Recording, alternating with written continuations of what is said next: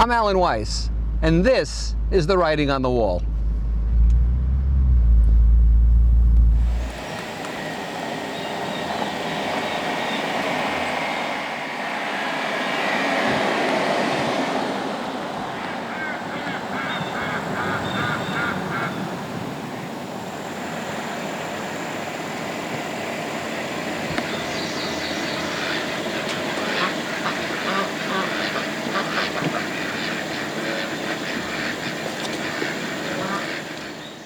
Welcome to Writing on the Wall. This one's OCD. OCD is obsessive compulsive disorder. An obsession is a thought you can't get out of your head. And a compulsion is a behavior you feel you must engage in. Some people have this in a minor way, have certain habits and behaviors they tend to do. Sometimes they have good luck rituals, but some people can't leave the house, for example, in the morning, without performing things in a certain sequence and with a certain cadence. So in the extreme, one must go through all these acts to even get out into the world. In lesser forms, however, they can be particularly invidious. I own another house about 5 minutes from here, which I rent out. And I do that because in the carriage house is my train layout. So I have a private carriage house with private parking. I rent out the house, and it pays the mortgage. Perfect. However, the house is on a plot of land where there are 3 homes, and there's 1 driveway. So the man in the back, who owns the house all the way in the back, also owns the driveway, and we have access to it, right of way. And my house is on the left, and there's another house on the right. Easy, right? Well, not so easy. He demands that his X amount of yards off the driveway only he maintains. So only he plants there, only he takes care of that. In addition, he won't let us put the other houses' addresses on the front wall. Only his address is on the front wall. And so if you move 30 yards in either direction on this stone wall, you'll see our address, which is in front of trees in front of our houses, mine and the other neighbors, but not in the main driveway. Now, this is somewhat dangerous for emergency vehicles, for people seeking that address, 911. I said to the prior owner who built the house, when he sold it to me, how did you deal with that? He said, not well. He said, I had kidney stones once, and the emergency people who came took 10 extra minutes to find me because they didn't see the right address. It was painful, excruciating. I said, what does the guy in the back say to that? He said, I haven't talked to him for 2 years. The guy in the back is a lawyer, OCD. Had a postal clerk here who I gave a certified letter to. I filled out all this stuff in the certified letter. I've done this for you turn in your tax receipts with a certified letter. Everything was filled out, postage on it. I just wanted her stamp, just wanted validation. But she said to me, your copy isn't filled out. This copy I take back. I said, I put IRS on here. She said, fill out the IRS address. I said, I don't need the IRS address. I just know that this was for the IRS. She said, well, I'm afraid you'll forget. You have to fill it out, and I'm not going to stamp this. OCD. San Francisco. I walk up the street. I need a cab. And there's a cab stop, light on, unoccupied. I open the back door, and I get in. The guy had a fit.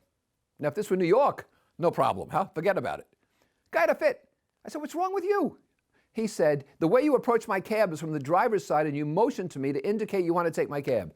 I said, well, I was behind you, and I was afraid the light would change and you drive away. He said, I don't care. I didn't give him a tip when we got to the hotel. He took another fit. I said, next time, consider yourself in the guest business, okay? I went to an airline clerk at an empty desk. The desk was empty. It was devoid of people. And because it was closer, I walked in the outline. So I walked in where people would normally walk out. It was closer to get to her. And she looked at me and was startled. She said, you can't come in that way. I said, I just did. There's nobody here.